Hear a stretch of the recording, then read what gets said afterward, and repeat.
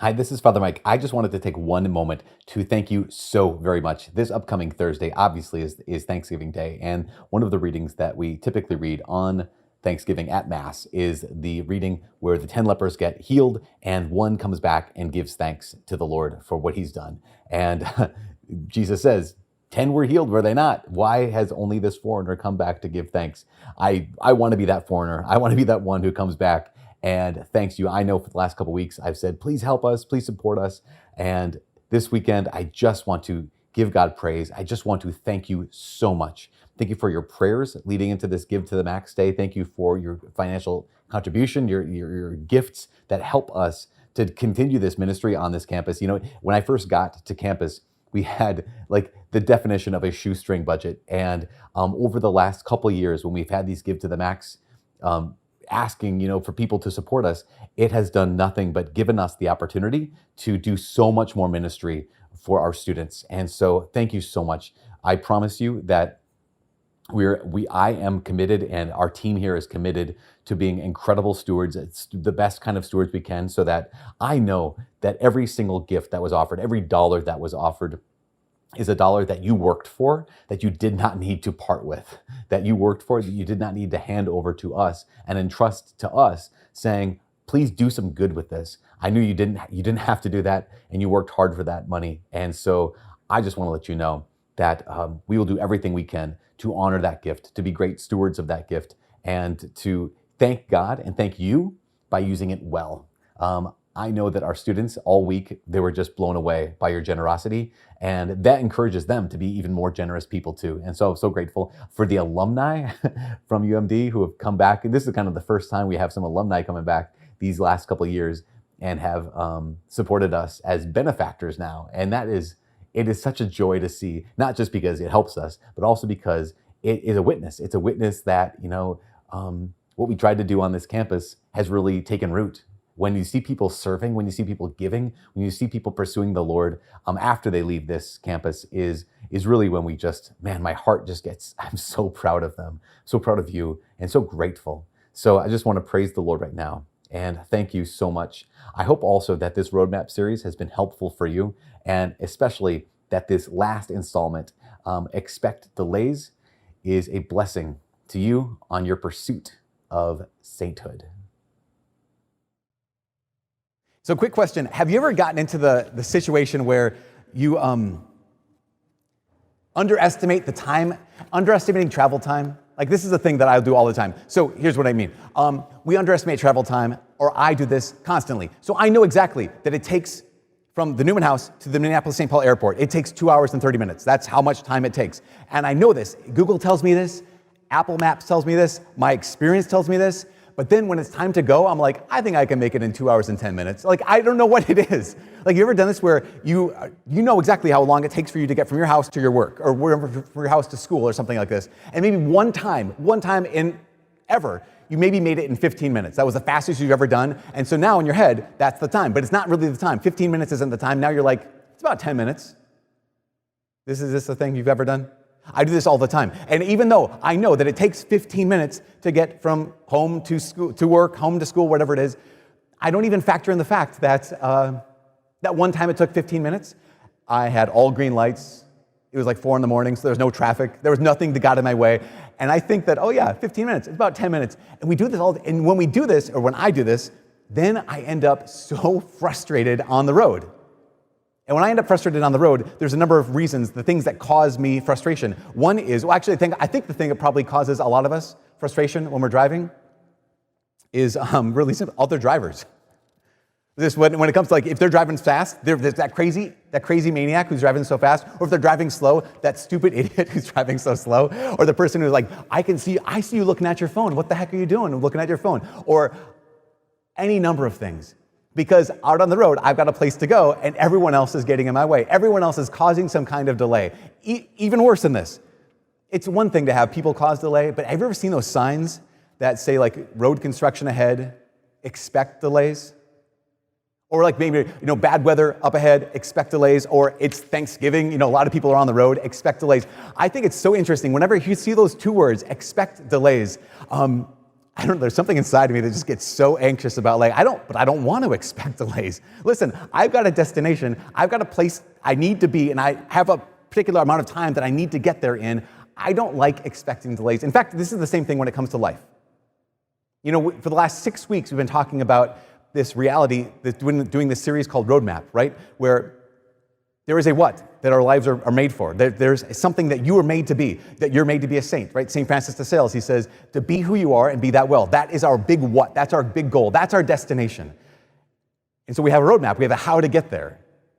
And so for the last 6 weeks, we went from like how to get there, so I need to remember who I am, my identity, and I need to know that, remember that I'm made in God's image and likeness. You've been claimed by God as his daughter or as his son. We have to remember who. Then we have to remember that we need to repurpose and reclaim our lives. We live with a different why. And then we ask the question, okay, but where are my cliffs? Where are my potholes? Where are those spaces in my life where I need to build some guardrails? Then we ask the question, when? When am I going to carve out those spaces of encounter so I can make time for Jesus in my day? And then we talked about those checkpoints, right? In the morning where I get to ask the question, what have I been given? And in the evening, I have to ask the question, what have I done with what I've been given? And so it's really important for us to have a roadmap because we have a destination. But the problem, again, is God throws up a sign, and he throws up this sign today at Mass, and he says, okay, on the roadmap, on the way to your destination, expect delays. And again, I have to tell you, I hate delays, especially when you have somewhere to go. Because delays can throw us off. Delays can make us into the people we don't want to be. In fact, there was this psychological study done in the 1970s at a place called Princeton Seminary School of Divinity. So it's in University of Princeton, right? At the School of Divinity, so all these seminarians and these two psychologists, they wanted to know the degree to which Christians, the degree to which even seminarians would be willing to help someone in distress. So they had worked with some of their professors, and they gave them an assignment. And the assignment was to study the parable of the Good Samaritan. We know the parable of the Good Samaritan, right? Where there's the guy journeying, Jesus tells the story, man journeyed from Jerusalem to Jericho. On the way, he gets basically mugged, left for dead. And the priest sees him and walks by, and the Levite sees him and walks by. But then the Good Samaritan sees him, he's moved with compassion for him, so he stops and he helps the guy. So this was their assignment, to study the parable of the Good Samaritan and then write a sermon about it. And they had, the part of the experiment was this. You have to give the sermon, but they were divided into 3 groups. The first group got a message saying, you are late to give the sermon on the other side of campus. You need to get there now. You're late already. The second group got a message that said, you need to get there now. If you leave now, you'll be right on time. And the third group got a message saying, you have plenty of time. It's coming up, but don't worry, no rush. Just get there head over there right now. So the first group thought they were in a hurry. They were late. Second group, they were right on time. The third group, plenty of time. And what the researchers did is they hired a man to basically stand in, he was an actor, to stand in as someone who planted himself in the hallway dressed like a homeless person who had just been assaulted, who was in need of distress. And he was in a 4-foot wide hallway. So these seminarians, in order to actually get to the place where they were going to give a sermon on the Good Samaritan, had to make a decision. They either stopped and helped this guy, or they had to literally step over his body in the middle of the hallway. They didn't do so well. In fact, the majority of them stepped over the person on their way to give a sermon on the Good Samaritan. They failed to be Good Samaritans. But the remarkable thing wasn't that these people were callous, wasn't that they didn't care about people. In fact, they all had like the mind of Christ. They all had the vision of like, I want to be able to see Jesus in the poor person. I want to be able to see Jesus in the distress. They all had that mind of Jesus. They all also, you imagine they had the heart of Christ where they wanted to care for this person. But the interesting thing was none of them, or very few of them, expected to be delayed. In fact, the way it was broken down was this. Those who were told they were late, out of those who were told they were late, only 10% stopped. Those who were right on time, 45%, almost half of them stopped. And those who had plenty of time, about 63 to 65% of them stopped. And so the only difference was not that, that group of 10%, those were the really mean seminarians. Like, no, they were just the ones who were in a hurry. And it wasn't that those who had more time were the really nice ones. No, they just believed they had more time. They believed that they actually had room in their lives to stop. And I think this is too often this is me. Too often I think this is us. In fact, there was an article written by a priest named Father Paul Scalia. Father Paul Scalia, his father was former Justice Antonin Scalia. Father Paul, just a genius like his dad. And he wrote this article on In Defense of Pharisees. Because when we think of the Pharisees, right, we think of like the enemies of Jesus. We think those people who were, they were awful. They're the ones wearing the black hats, right? If this is the Western, they're the bad guys. And I guess they do conspire to put Jesus to death, so they are kind of. Anyways, back to our story. We imagine sometimes that everything about the Pharisees was wrong. But Father Scalia points out, he's like, actually, not too much about the Pharisees is any different than us. Why? Because what we've been doing for the last month and a half is we've been working on creating a roadmap, creating a rule of life. And that's exactly what the Pharisees had. They had a roadmap. They had a rule of life. In fact, their rule of life wasn't just something they made up. Their rule of life was called the law, like the law of Moses. Their rule of life were the commandments found in the Bible. And so what they thought they were doing the right thing. They just didn't realize that they had grabbed onto the law so much that they didn't have any room in their law for the lawgiver. And too often this could be us. We might be holding on to our rule so much that we haven't left any room in our rule for the ruler. Because I think we just don't expect delays. I need to get there.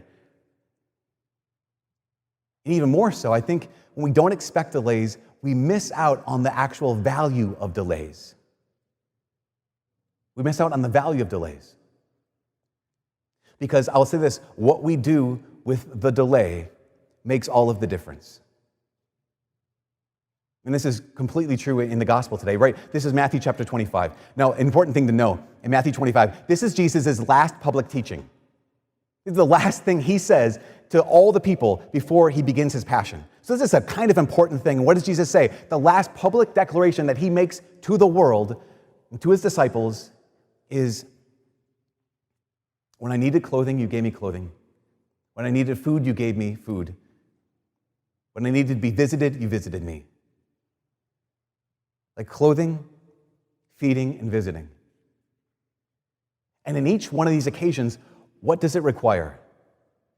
What does it require to do that, to feed, to clothe, and to visit? It requires that we see, that we stop, and that we do something. That costs something, right? To actually see the people around us, to stop and to do something, that costs us something. What it costs us is it costs us the delay. And we hate to be delayed. But we have to ask the question, what if the delay was the point? Like, what if the delay was the point? What if what we did in the midst of the delay is the thing that makes all the difference? In fact, the scripture today reveals this. What we do with the delay is the difference between winning and losing. Like what we do with the delay is the difference between heaven and hell. What we do with the delay is the difference between being the saint God made us to be and failing at life. Because we know this, God is making it so clear to us. The delays are going to interrupt your plan. The delays are going to interrupt your roadmap. The delays are going to interrupt your rule. They're going to slow us down. But what happens in the delay is what's going to make all of the difference. Whether or not we hear those 5 words. What we do with the delay makes all the difference, whether or not we hear those 5 words from the mouth of our Lord. You did it to me. He will either say that or he will not say that. So to expect delays, it means making room in our rule for the ruler.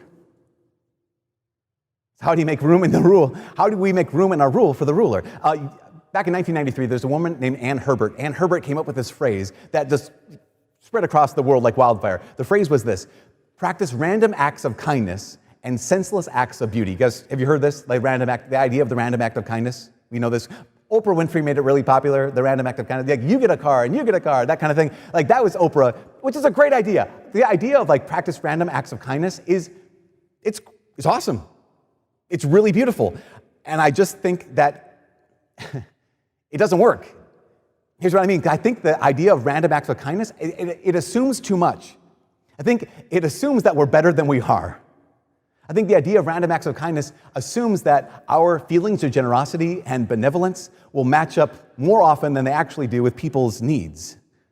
Because we've all experienced this, right? We've all been at that place where we pull off the highway on the ramp and there's that person sitting next to the stoplight and they got the cardboard sign. They say, I need help. There's a person on the street and they have that cardboard sign that says, I need help. And in those moments, what do? We freeze. We're like, I don't have anything to give. I don't have any cash. Even if I had cash, should I give cash? I don't even know what to do. And I don't know I have anything to give, and I don't even know what I would give if I had something to give. I think a lot of times what we do in those moments is we either ignore it, and we look away, we don't see, or we avoid, we don't stop. Or we could do a third thing. Instead of ignoring and avoiding, we could actually choose to expect delays. Because we see that person with the cardboard sign, happens once, it makes sense. You give yourself some grace. If you don't know what to do in the moment, that makes sense.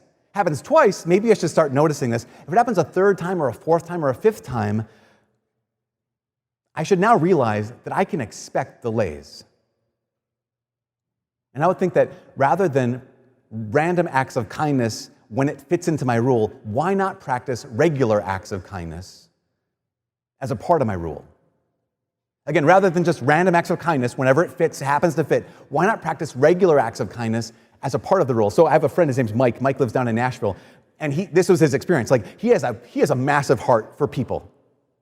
And he was pained by the fact that he would see people regularly at the stoplight, and they'd be panhandling, they'd be begging for money, begging for food, begging for something, and he was so frustrated that he didn't have anything to give. And so what he did is he took it to prayer, and gave it some real thought, and he decided, I want to be ready the next time someone asks. So he started putting together these bags, little baggies. And in the bags, he was like, I live in Nashville, so people, they need water. It's hot down here. So he has a bottle of water in there. And he has an energy bar because they need some food. And he has a little card with some money on it, a gas card with some money on it. Because a lot of times you hear these people, they just need some money to get to the next town or to get to work. Or he has a gift card for a restaurant. Put some socks in there because I know that people need socks. And he has these bags, and he made a bunch of these bags, and he puts them behind the passenger seat. And so in that split-second moment, when he sees that person on the off-ramp, when he sees that person at the stoplight, he knows what to do. Why? Because he expects delays. And when he wants to make sure that what I do in the delay, it actually makes the difference. In fact, it makes a big difference, not just eternally, it actually makes a difference in people's lives right now. I know this family, they are from Florida. One of their oldest daughters, her name is Mary Margaret, she moved up to Chicago a bunch of years ago. She got a job downtown Chicago, kind of professional woman, really successful, high-powered, kind of really driven type A person. And she noticed that when she was driving to work on one of those off-ramps, every morning, there was the same guy next to the same stoplight at the same off-ramp, begging. And so after a couple days, she knew she had to make a decision. So when she was making her own lunch, she just split it in two and put half her lunch in a different bag so that when she pulled up to the stoplight, she could roll down her window and hand this man half of her lunch. She got to know his name, got to have 1 or 2 word exchange in every day. And she did this on a regular basis. Whenever she had her lunch and she was going this place, she would split it up into two and hand him half. In fact, sometimes when she knew she was going out for lunch, she would make him a lunch because she knew that she wouldn't have anything to give him. And she did this almost every day for a pretty long time. Eventually, her business, her employer, they moved office spaces, and she no longer went off to that exit. Almost a year, maybe 9 months passed, and she was out to lunch again with some coworkers. And this man came up to her. He was the busboy at a fancy restaurant. This busboy comes up to her, and he says, I don't mean to interrupt your lunch, and I don't want to pry, I don't want to disturb you at all, but I don't know if you recognize me. She looks up, she's like, oh my gosh. She absolutely did recognize him. She remembered his name. She says, what's going on? He said, I got this job. I have a place to live. I'm getting my life back together. He said, but for months, I had nothing. But for months, every morning, you'd pull up to that stoplight, you'd pull up to me, and people would ignore me, they wouldn't look at me, they wouldn't stop, they wouldn't see, but you every morning would roll down your window, and you had something for me, and you would see me, and you would stop, and you did something, and that kept me going. You can imagine that this made all of the difference in this man's life. And you guys, this is who we are supposed to be when we're at our best. Like, this is what the Catholic Church is supposed to be when we're at our best. This is what the Catholic individuals are supposed to be when we're at our best. So when I was a seminarian, we have a sister diocese called St. Vincent and the Grenadines. It's a Caribbean island nation in the Caribbean where they keep the Caribbean islands. And so I got assigned there for a summer. It's a rough life, and I do what I can. So the St. Vincent and the Grenadines is 6% Catholic. And I lived at the cathedral down there, and every day, all night, all day, the doorbell was ringing. People were knocking at the door because they would come by and ask for help. And there was this old nun down there named Sister Augustine. And Sister Augustine I think she was from Trinidad. She was kind of your typical hard as nails, no nonsense nun, under 5 foot, maybe even under 4, I'm not sure. But she was just like a force to be reckoned with. And I remember one time I was in the office with her, and this man came by, and he wanted food, and he wanted some money to buy lumber to build a house. And so Sister Augustine says, so young man, have I seen you in church? No, sister, I don't go to church. How come you don't go to church? He's like, oh, sister, because no one invited me to church. And Sister Augustine looks at him and says, really? Who invited you to come to the office to ask for money? I'm like, oh, sister, that's awesome. Like, who invited you to come to the office so we can pay for lumber for your house? And this man looked at her, and because he knew she was just giving him a hard time. And he said, but sister, everybody knows if you need help, you go to the Catholic Church. Just think of this. On an island where 6% of the population is Catholic, 100% of the people on this island know, sister, everybody knows if you need help, you go to the Catholic Church. Like, what if that was us? What if that was true in Duluth? What if that was even just true about ourselves individually? Because we know it's not always the case, right? But for Christians who have a rule of life, for Christians who have a roadmap, we need to expect delays, which means we have to have a different way of seeing, the different way of seeing where we hear those 5 words, you did it to me. Where we actually practice regular acts of kindness and make room in our rule for the ruler. We see that, I've seen this so many times in my family members who are medical, who in the middle of dinner, in the middle of downtime, in the middle of just fun times, they get a call, they get a text, they get a page, and like, sorry, I gotta go. Someone's in need. And they're just willing to drop everything and go. That pager goes off, I gotta go. Someone's in need. I've seen this so many times, and so humbled by our brother priests. The priests in this diocese, they're remarkable. There have been so many times when I've been hanging out with some of these brothers, and the text message goes off, or the phone rings, and it's the hospital, and they're like, hey, sorry, I gotta go. Someone's in need. And they're willing to drop everything. They've made their whole life this expecting delays. And seeing that when I get interrupted, it's not an interruption from anyone. This is actually an interruption from Jesus. And so I need to clothe, I need to feed, I need to visit, I need to see, I need to stop, and I need to do something. And this is the last thing. Expect delays. What does it mean to see the sign, expect delays? Many things it means, but one of the things it means is that when you actually get delayed, you shouldn't be surprised. Like when you see the sign saying, hey, construction ahead, expect delays, when there's actually a delay, we shouldn't be like, what the heck, where'd this come from? We should be like, yeah, they told me to expect delays. And so as Christians, we're getting told by the Lord tonight, okay, you have a roadmap, you have a destination, you have a how to get there. Expect delays. It should never shock us. Because remember, all of this is about be who you are, be who you are. And apparently, according to Jesus, this can only happen if we have room in our rule for the ruler. It can only happen when with our roadmap we expect delays. Not the kind that take you away from your goal, but the kind that actually end up becoming the shortcut to the goal, because they are the moments. It's the delays, the moments when Jesus actually shows up. Can you imagine the day when he looks at you and he says, come, you who are blessed by my dad, into the inheritance that I have prepared for you from the foundation of the world. Because you saw, and you stopped, and you did something. And what you did with the delay has made all the difference.